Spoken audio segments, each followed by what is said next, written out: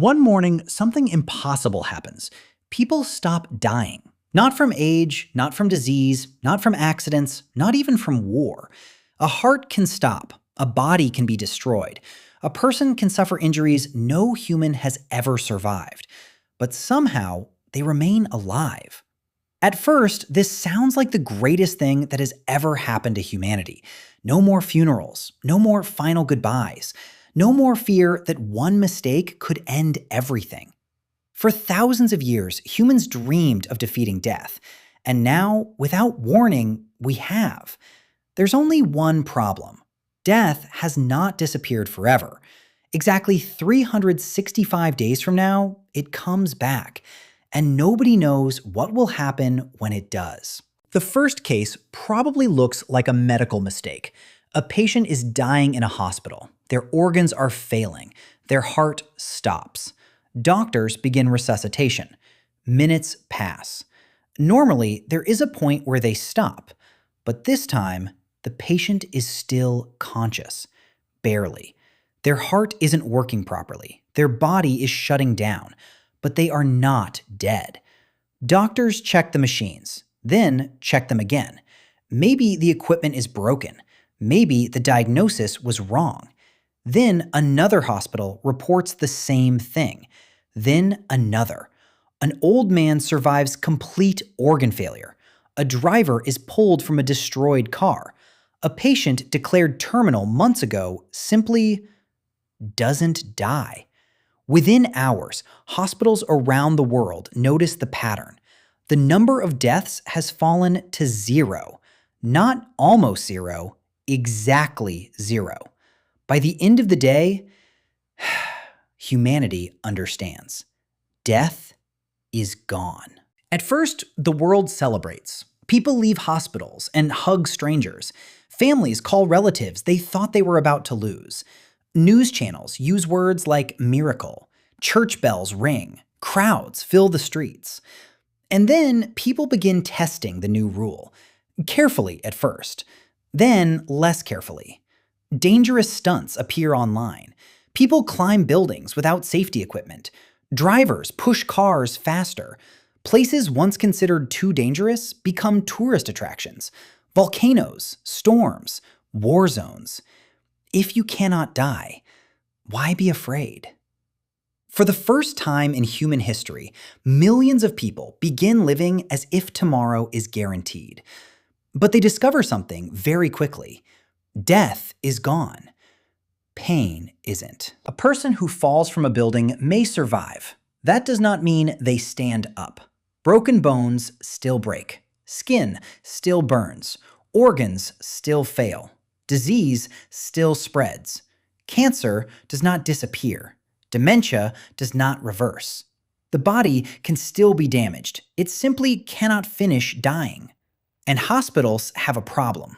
A hospital bed is normally temporary. A patient arrives, they recover, they leave, or they die.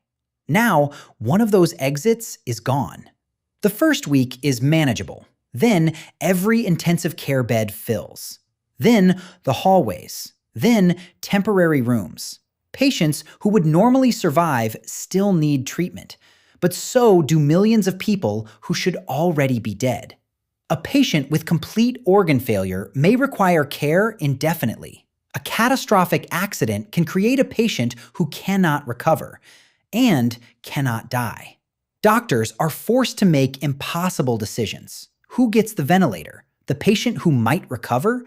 Or the patient who has been conscious for 3 months with a body that no longer functions? Hospitals were designed to save people from death.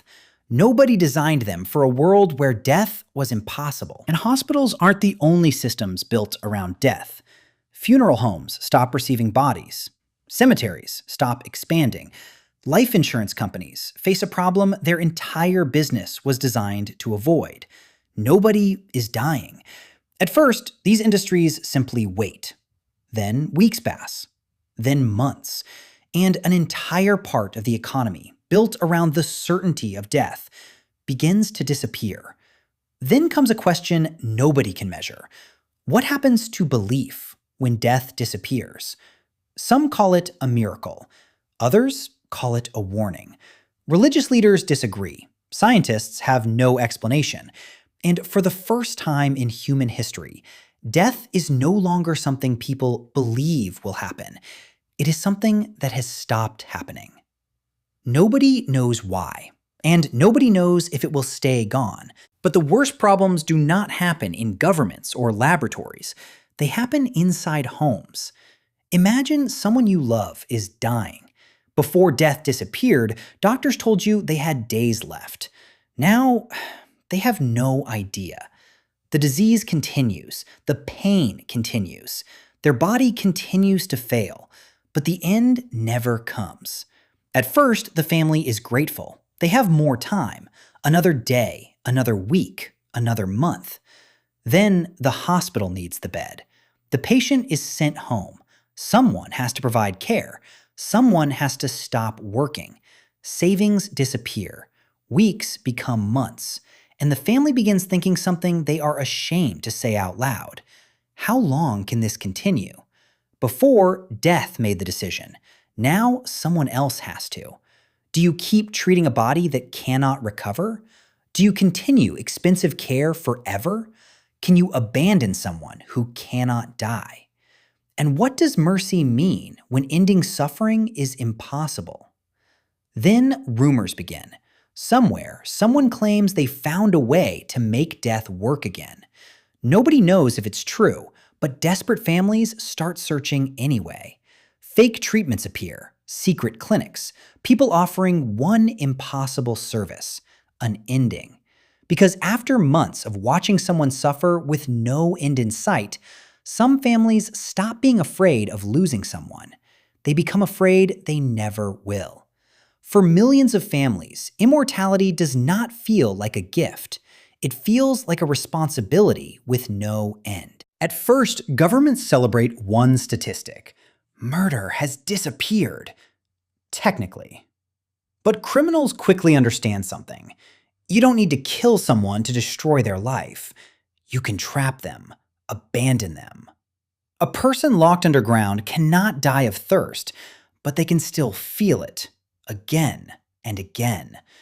Torture becomes harder to end. The legal system doesn't know what to do. What is attempted murder when murder is impossible? Old laws talk about risk of death. That phrase means nothing now. Governments scramble to write new ones. Permanent bodily destruction, indefinite confinement. And prisons face a new problem. Prisoners no longer fear deadly force. Neither do soldiers. For a moment, people believe war is over. If soldiers can't die, why fight? Governments reach the opposite conclusion. War becomes politically easier. No coffins, no death counts, no lists on the news. A president can say, "We lost nobody," and mean it. So soldiers are sent where no commander would have sent them before. Minefields, burning buildings, direct attacks. A soldier may return alive, but alive does not mean unharmed. Armies begin filling with people whose bodies have been damaged beyond repair, but who cannot die. War has not become harmless. It has simply lost the number people used to measure its cost. And every day, another number keeps rising. The population. Babies are still born, but the number of deaths remains at zero. Normally, millions of people leave the population as millions more enter it. Now, nobody leaves. 1 year isn't enough to fill every inch of the planet, but it is enough to reveal the problem. If death never returns, the number only moves in one direction, up. By the middle of the year, the excitement is gone. Dangerous stunts are no longer shocking. Hospitals have stopped pretending the crisis is temporary. Governments have rewritten laws. Families have reorganized their lives around relatives who cannot recover. And something else begins to change. People stop treating time the same way. Why rush? Why fix a relationship today? Why leave a job you hate? Why do anything now if there is always tomorrow? Some people become reckless. Others become strangely passive. Plans are delayed. Promises are postponed. People who once feared running out of time begin acting as if time has no value at all. But there is a date on every calendar. Day 365, because death is supposed to return. And as the final months approach, the world begins thinking about it again. 30 days remain. Nobody knows what the return of death actually means. Scientists cannot study something that has never happened before. Governments prepare emergency plans. Hospitals review every patient who should not still be alive. There are millions of them. People with catastrophic injuries, failed organs, terminal diseases, bodies kept alive by a rule nobody understands. Families begin visiting care centers more often. Soldiers are pulled away from the most dangerous positions. Factories quietly restore safety procedures. The dangerous live streams slow down. People begin wearing seatbelts again. The strange part is, death has not returned yet. Nothing has changed, but fear has. 1 year ago, humanity discovered it could not die. Now, millions of people are afraid that they already should have. Nobody knows what will happen. Maybe death returns slowly. Maybe only some people become mortal. Or maybe it returns all at once. And suddenly, the world has a problem it spent 11 months trying not to think about. What happens to the people who should already be dead? The man who jumped from the bridge, the soldier who crossed the minefield, the patient whose organs failed months ago. Are they alive? Or has death simply been waiting? For almost a year, tomorrow was guaranteed. Now it isn't. 11:59 p.m. Hospitals watch their monitors. Families hold hands. The world waits. 10 seconds. 5, 3, 2, 1. Midnight. A heart monitor goes flat. Everyone in the room waits. A second passes, then 5, then 10. The patient does not open their eyes. Another monitor sounds. Then another. Across the hospital, alarms begin. And the same thing is happening everywhere. In homes, care centers, military hospitals. People who survived injuries no human body could survive. Patients whose organs had already failed. Victims of accidents, soldiers, the terminally ill. For months, they had remained alive for one reason.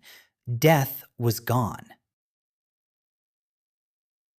Now it isn't. They begin to die. Not over weeks, within minutes. Hospitals lose entire floors of patients. Families experience months of delayed grief, almost at the same time. Cities fill with sirens. Governments try to count the dead, then stop. For 365 days, death had taken nobody, and in a few minutes, it caught up. The next morning, the world is quiet. Hospitals have empty beds again. Funeral homes reopen. Cars move more carefully. Safety barriers go back up. And for the first time in a year, people are afraid of dying. Humanity had spent thousands of years dreaming about this. No death, no final goodbye, more time. Then, for 365 days, we got it. And by the end, the entire world was waiting for death to come back.